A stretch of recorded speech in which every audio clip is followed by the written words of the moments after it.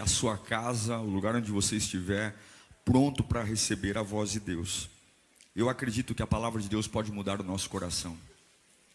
Agora escute, não é uma palestra, é a palavra de Deus.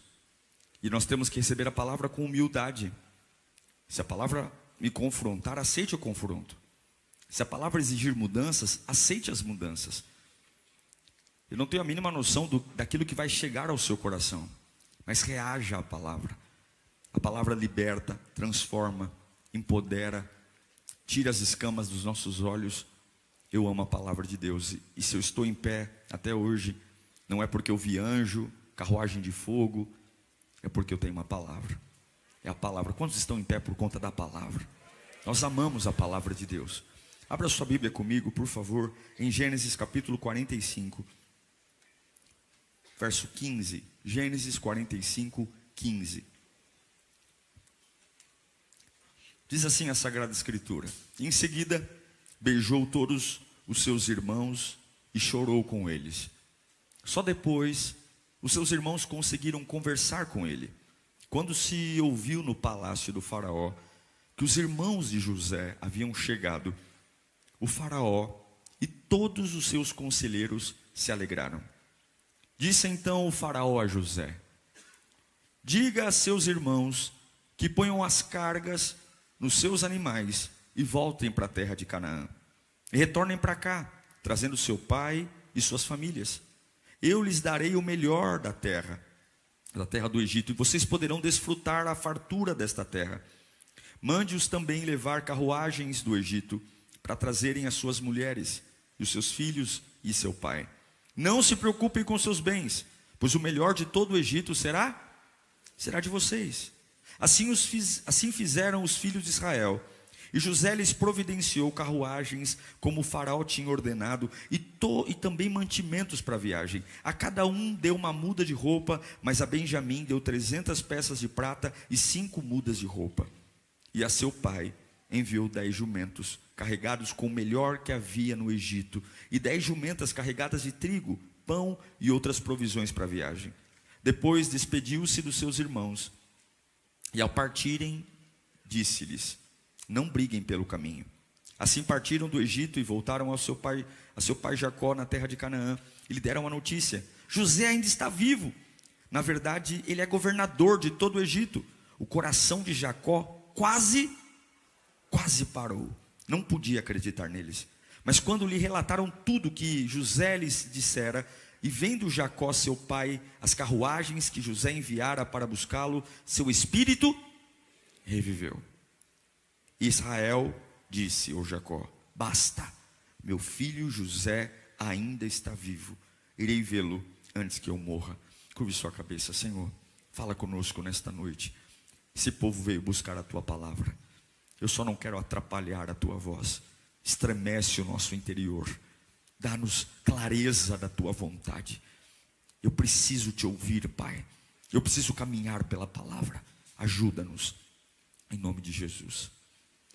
As lágrimas de José, nesse texto de Gênesis 45, é o coração da mensagem que vou pregar hoje. É curioso, e falo isso como pregador, como se fala tão pouco dessa fase da vida de José. Frequentemente a gente foca no sofrimento, na traição, ele jogado numa cisterna, ele acusado de estupro, ele preso. Mas não é só isso a vida de José. A vida de José terminou com muitas bênçãos. Ele enfrentou abandono, ele enfrentou traição, ele enfrentou desprezo, mas ele teve uma vitória. Nós falamos muito pouco da vitória de José. Muito pouco de como foi maravilhoso esse reencontro com os irmãos. E a vida de José, para nós, para mim, reflete resiliência. Um camarada que passou pelas piores perdas que alguém pode passar, traído dentro da sua própria família, e aguentou o tranco. Aguentou o tranco com muita firmeza. A vida de José não começou nada fácil. Um turbulhão de traições, manipulações, engano, mas no final, José floresceu. Esta palavra de hoje, Deus falou comigo. Preste atenção. É uma palavra profética para o seu futuro. Essa palavra não é para hoje. Essa é aquela palavra que você vai guardar e ouvir, para você se lembrar todos os dias da sua vida, que essa é uma promessa que Deus vai fazer a você. Tudo o que Deus prometeu a José, mesmo com um caminho sinuoso, mesmo com um caminho muito complexo, tudo se cumpriu. Agora vamos analisar Gênesis 45, que é o texto que lemos. Esse é um capítulo de muita emoção para José. Ele já é o príncipe do Egito, ele já é a segunda autoridade abaixo do faraó. Ele é um hebreu que foi muito cedo criado no Egito, e agora ele tem um reencontro que mexe com ele. Um reencontro difícil, um reencontro que mostra que nem tudo está tão fácil como parece. José, ele encontra homens que causaram muita dor. E esses homens não são vizinhos, conhecidos, não, são seus irmãos de sangue. Homens que diante de uma necessidade, de um ciúme, o traem.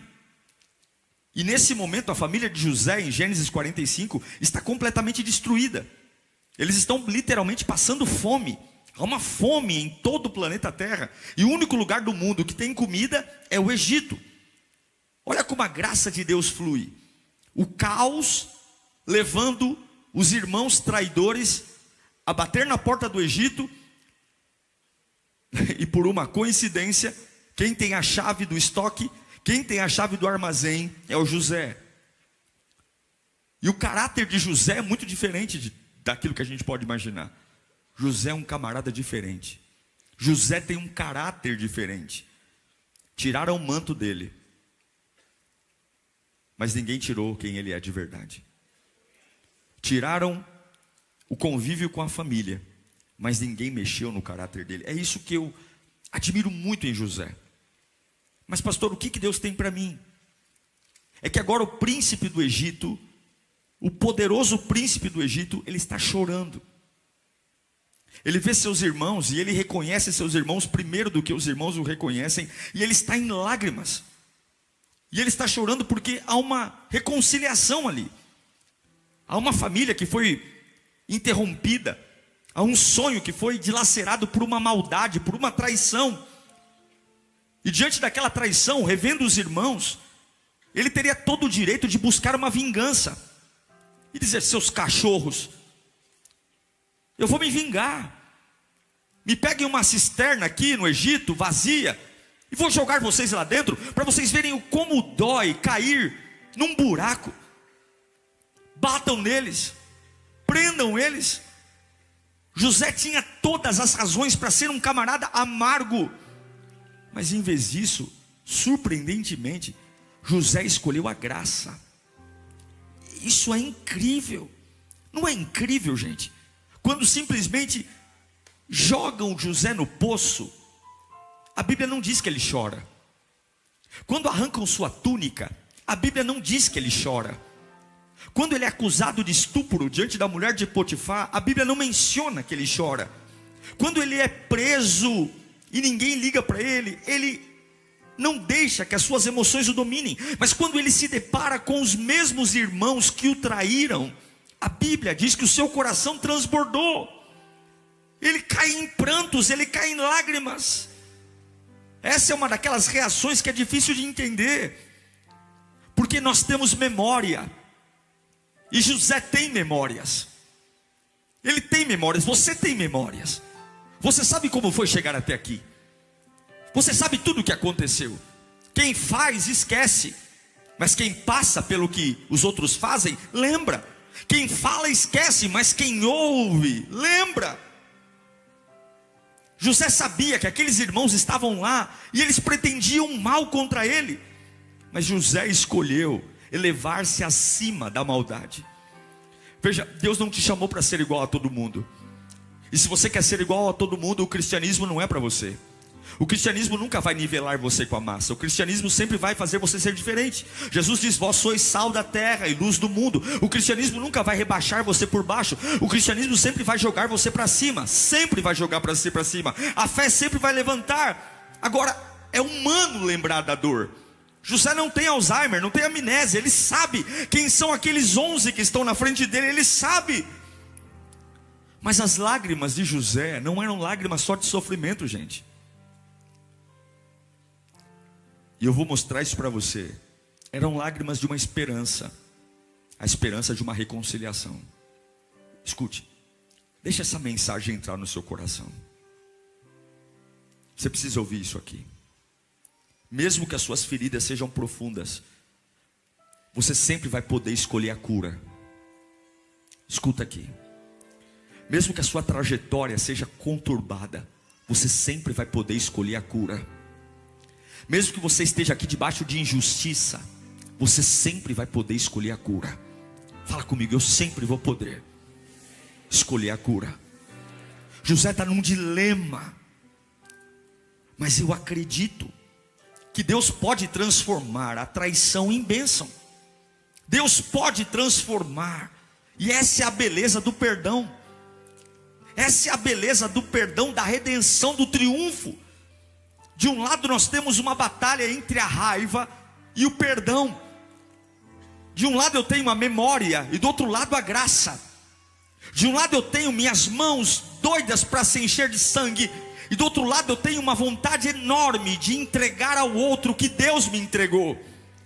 E nesse conflito entre raiva e perdão, entre vingança e graça, é aí que você decide quem você vai ser.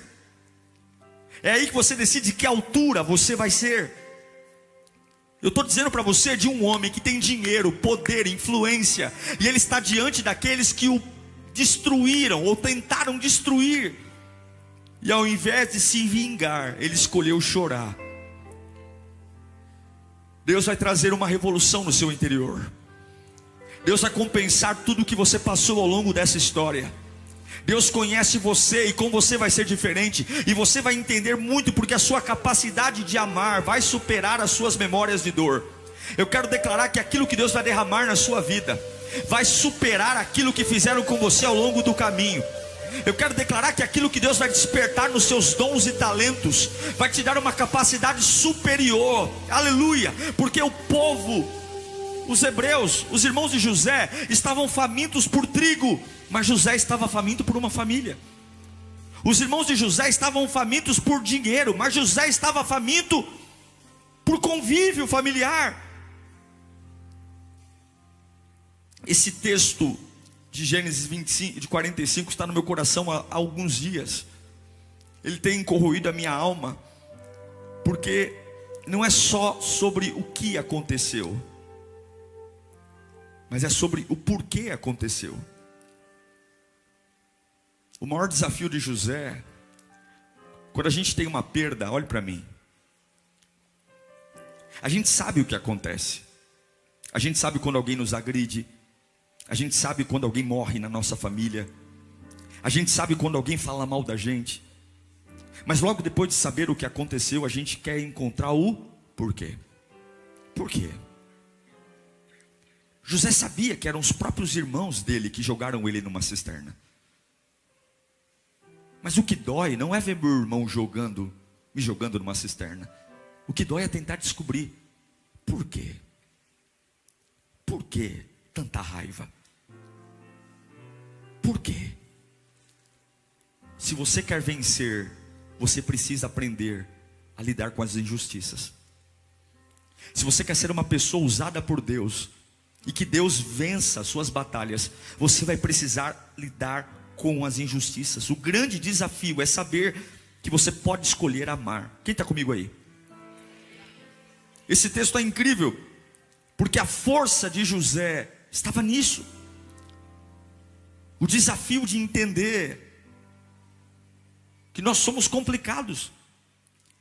Você e eu somos uma bagunça. Eu me lembro do que o apóstolo Paulo nos diz em Romanos 7, capítulo 7, versículo 21. Leia comigo. Consegue ler no 3 junto comigo? 1, 2, 3. Então, Encontro uma lei contra o meu desejo de fazer o bem. O mal está presente em mim. No íntimo do meu ser, tenho prazer na lei de Deus. Mas vejo outra lei atuando nos membros do meu corpo, guerreando contra o íntimo do meu ser, tornando-me prisioneiro da lei do pecado que está em mim. Miserável homem que sou, quem me libertará deste corpo sujeito à morte? Veja, é difícil quando alguém que te abandona, depois que vê você por cima, chega lá e fala: e aí, você pode me ajudar? A primeira sensação que a gente tem é: miserável, agora você lembrou de mim? Sim ou não? É doído quando você vê uma pessoa que esnoba você, não liga para você, e de repente você está lá em cima, no topo, e ela chega e aí você vai dizer para ela: ué, o tempo passou, e agora que você quer falar comigo?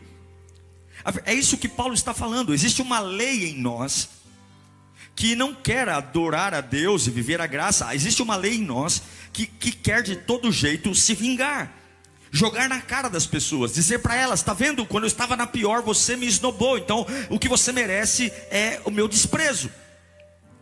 E as pessoas realmente talvez até mereçam isso, mas o que Paulo está dizendo é que essa confusão e essa complexidade faz parte da vida. Eu posso olhar para uma pessoa e dizer: olha, eu amo você, mas eu estou bravo com você. Olha, eu gosto de morar com você, mas a minha vontade hoje é que você suma da minha frente. Nós somos uma bagunça. E eu fico tentando imaginar que José está vivendo exatamente isso. Ele sente falta da família, ele sente falta dos irmãos, ele sente falta do pai, mas ele tem memória. Pastor, por que o senhor me trouxe essa palavra hoje? O que Deus quer dizer? Eu quero falar sobre trauma.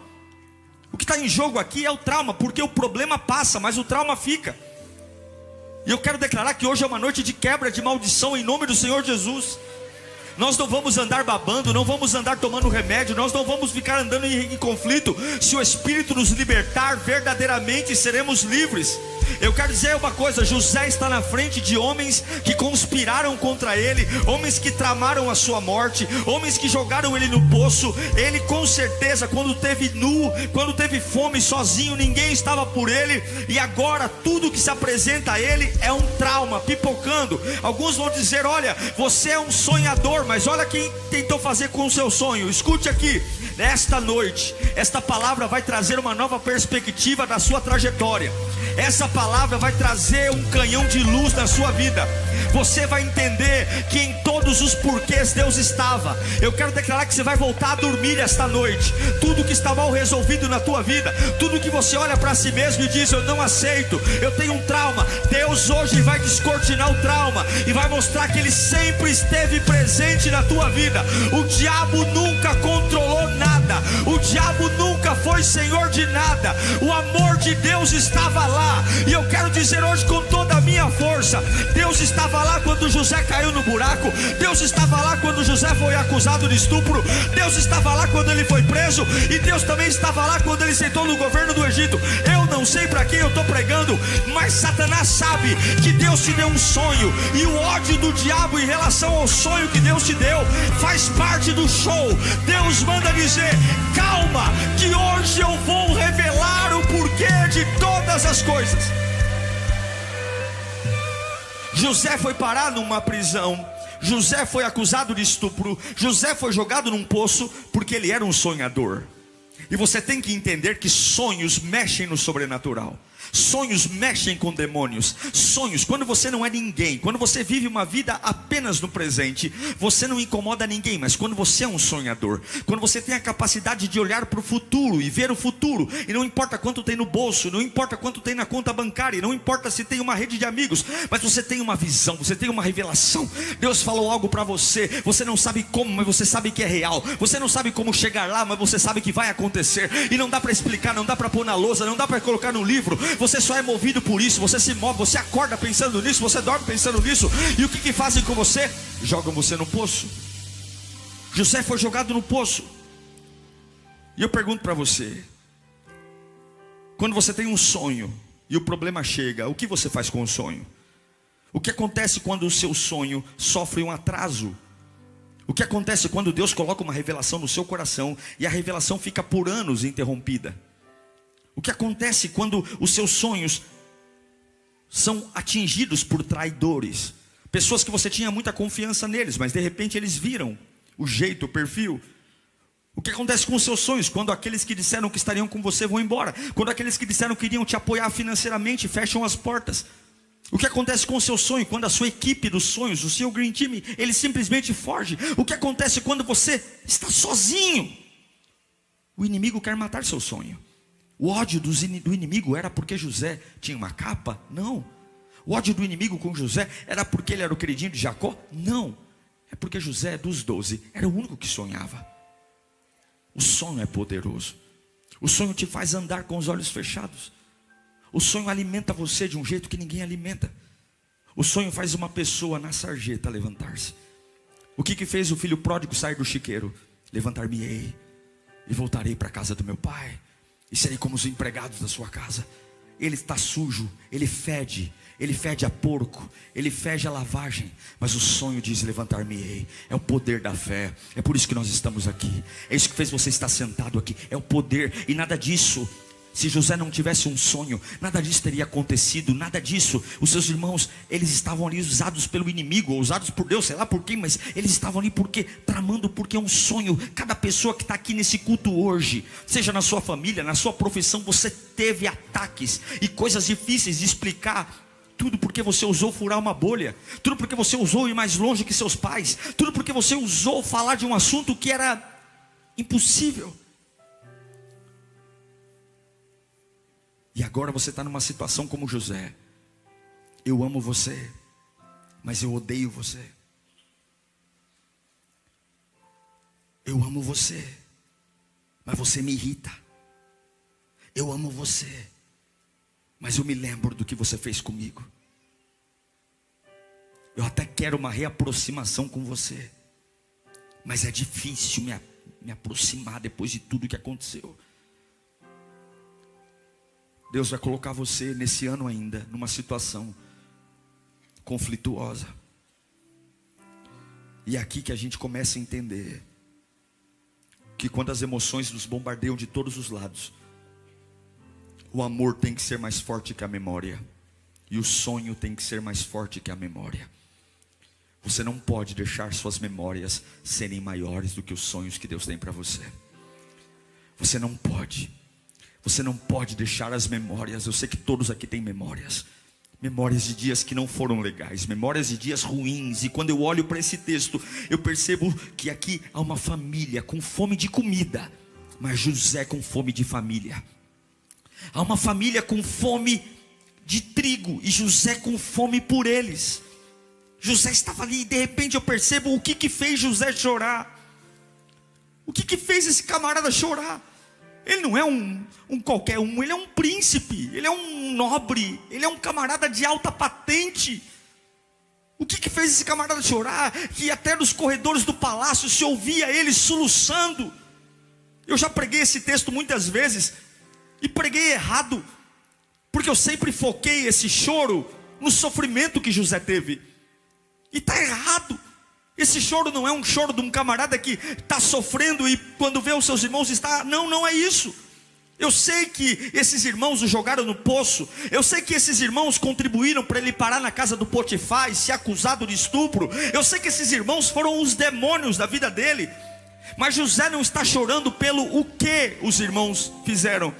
Ele está chorando por outra coisa. Ele está chorando pelo porquê. Ele está chorando pelo porquê, porque de repente ele entende o porquê que ele foi jogado tão ferozmente naquele poço. De repente ele entende o porquê que ele foi tratado com tanto ódio. Ele entende o porquê, porque agora ele está sentado num trono. Agora ele tem uma coroa, agora ele tem um anel, agora ele tem a chave do celeiro. Agora ele está vendo que o sonho está se cumprindo. Ele não está chorando porque os irmãos o maltrataram. Ele está chorando porque finalmente ele entendeu o porquê de todo aquele sofrimento. Ele entendeu que aquele sonho que Deus plantou no coração dele lá quando ele era jovem, esse sonho não quebrou, esse sonho não morreu, esse sonho não faliu. Não eram lágrimas de um homem homem traumatizado, eram lágrimas de um homem aliviado, que finalmente Deus estava dizendo: tudo o que você passou estava num plano maior do que aquilo que você podia imaginar. Eu não sei para que eu estou pregando, mas Deus tem o poder de fazer a riqueza do injusto ser acumulada para o justo. Deus tem o poder de pegar tudo aquilo que jogaram contra você e reverter para o mal. E não importa se você está sentado no sofá, na mesa, na sala de jantar, eu quero declarar que Deus está prestes a mudar a sua história. Eu não estou falando uma bravata aqui, eu estou pregando o evangelho. Deus está prestes. Aquelas lágrimas não eram lágrimas de um homem dizendo ai, ai, não, era dizendo: eu entendo o porquê de tudo agora tudo faz sentido. Eu fiquei noites acordado tentando entender o porquê desse ódio, o porquê dessa raiva. O Senhor está prestes a mudar a sua mente. O Senhor está prestes a te dar uma nova interpretação dos fatos. O Senhor está prestes a abrir essa janela desse quarto escuro e revelar a você que tudo isso fazia parte de um plano, e que se não fosse assim não seria tão grandioso. Deus está prestes. Alguém pode gritar dizendo: algo está prestes a mudar. Você pode gritar: algo está prestes a mudar. Algo está prestes a mudar na minha cabeça, na minha vida. Algo está prestes a mudar. O que Deus tem para você é seu. Pode ter ódio, pode ter traição. O que Deus tem para você é seu. Pode demorar 1 ano, 10 anos, 12 anos. O que Deus tem para você é seu, e você ainda vai chorar, não porque foram maldosos com você, mas porque você vai entender o porquê de todas as coisas, o porquê foi tão difícil, o porquê foi tão cruel, o porquê foi tão complicado. Deus vai mudar. Eu quero declarar isso desse altar. Deus não vai reverter o propósito que estabeleceu para você. Não vai. Você me viu no poço, você me viu na casa de Potifar, você me viu na prisão. Meus irmãos, vocês me viram no poço, vocês me viram no Egito, vocês me viram vendidos como escravo, mas hoje vocês me veem no palácio. A minha vida vai terminar melhor do que ela começou. Deus é especialista em reverter cenários. A sua vida vai terminar melhor do que ela começou. As lágrimas de José não são lágrimas de tristeza, são lágrimas de alegria. E como é que eu provo isso? Eu provo dizendo que a Bíblia diz que José chorou e os beijou. O beijo é a prova de que aquele choro não era um choro de trauma, era um choro de alívio. Era um choro de dizer: yes, Deus, yes, yes. Agora eu fecho a minha história. Agora eu entendo cisterna. Agora eu entendo traição. Uma vez que você percebe que o que fizeram contra você não parou, não matou. Yes, Deus, yes, Deus. Agora eu posso cuidar deles. Agora eu posso trazer meu pai Jacó para cá. Yes.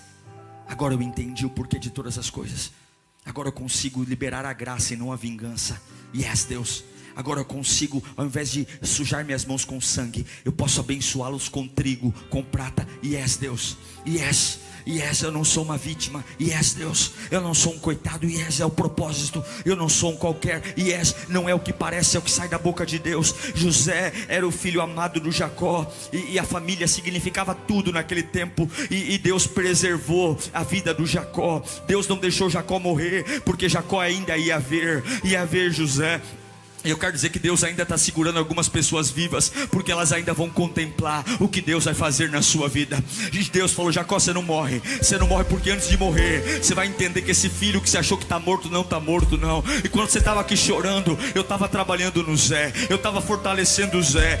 Jacó pensou que José estava morto, e ele aceitou a morte de José. Mas um dia, os 11 filhos voltam: ei pai, lembra do Zé? Zé não está morto não. Está vendo todo esse ouro? Está vendo todo esse trigo? É ele. E quem ele é? Ele é um escravo? Não, ele é a segunda pessoa de que mais manda no Egito. Deus segurou. O coração de Jacó quase parou, diz o texto, mas Deus falou: você não vai morrer não, você não vai morrer não, você vai voltar para o Egito, e vai ver que nunca foi o diabo, nunca foi a vingança, sempre foi a mão de Deus que sustentou você. E Deus manda dizer: eu vou fazer tudo terminar bem. Quando os filhos de Jacó voltam para o Egito, quando trazem, Jacó se levanta, ele dá um abraço em José, ele se conecta a José antes de morrer.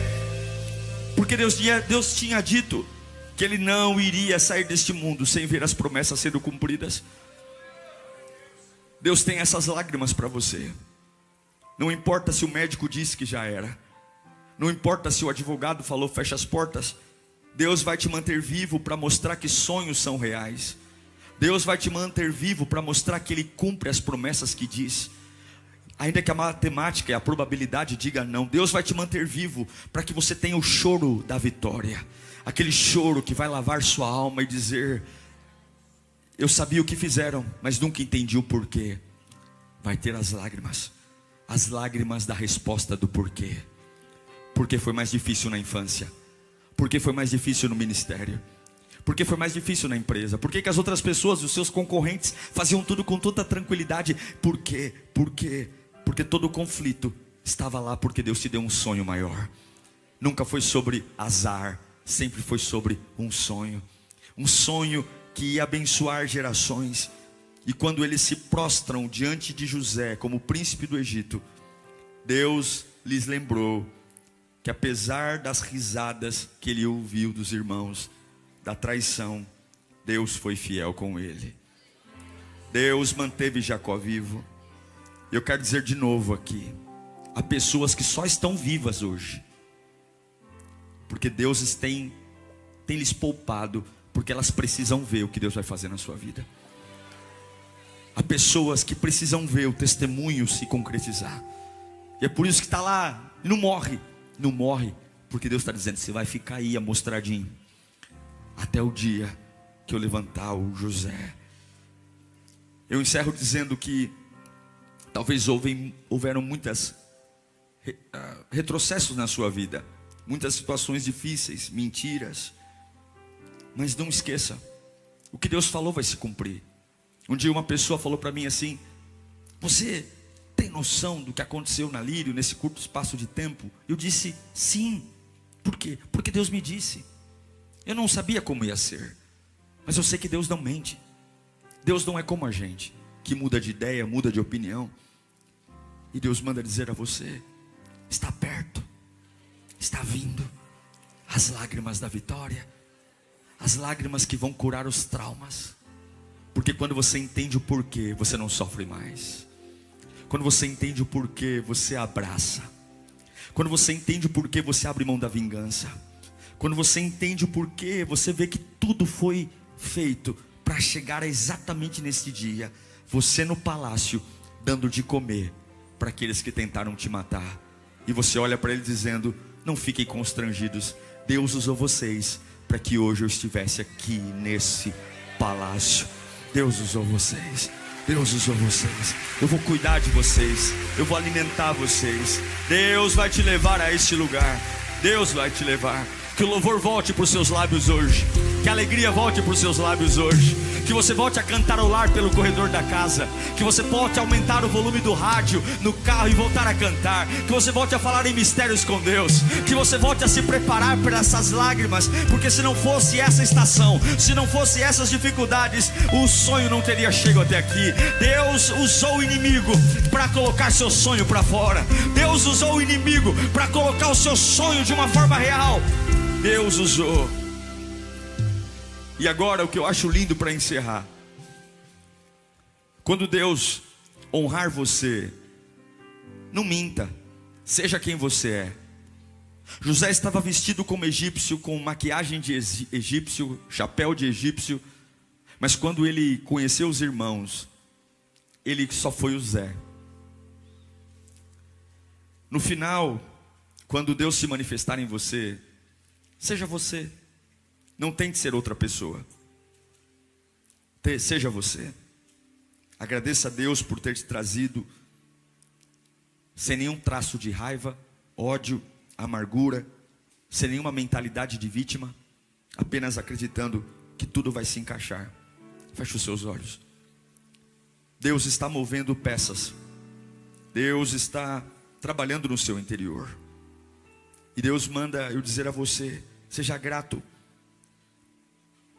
Seja grato, porque eu estou prestes a mover as últimas peças que vão ensinar a você o porquê você chegou onde está hoje. e as lágrimas da alegria virão. Você vai ser capaz de beijar aqueles que tentaram até matar você, porque tudo coopera para o bem daqueles que amam a Deus, segundo o seu propósito. Deus vai curar toda a amargura do seu coração. A fidelidade de Deus. Fala comigo, lágrimas de alegria, lágrimas de vitória. Vai valer a pena. Eu estou sentindo a graça de Deus aqui. Eu estou sentindo o poder de Deus. Eu estou sentindo uma paz tão grande, por saber que Deus está cuidando da minha jornada. Eu estou sentindo o amor de Deus inundando o teu coração e o meu coração nesta noite. Uma presença tão poderosa que muda tudo. José está chorando. José está chorando porque ele entende o porquê. Feche os seus olhos.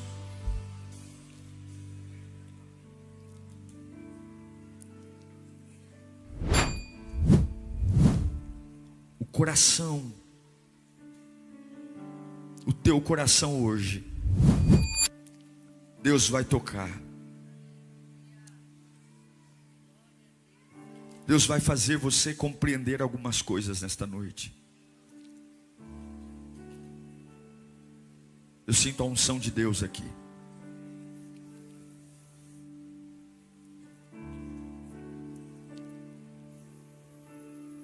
O Senhor vai limpar, porque você está prestes a entrar numa nova jornada. E como o sabão de lavandeira, Ele vai tirar as correntes, os grilhões, os traumas. Ele vai preparar você para ser um restaurador. E você vai ser especialista naquilo que te feriu. Eu sinto a graça. Fala comigo, Senhor Jesus. Nesta noite, a tua presença me revelará o porquê. E eu estou curado hoje. As minhas lágrimas a partir de agora serão lágrimas de vitória. Eu sei o porquê. Eu sei o porquê da raiva. Eu sei o porquê do abandono. Tudo me empurrou para esse dia, para essa jornada.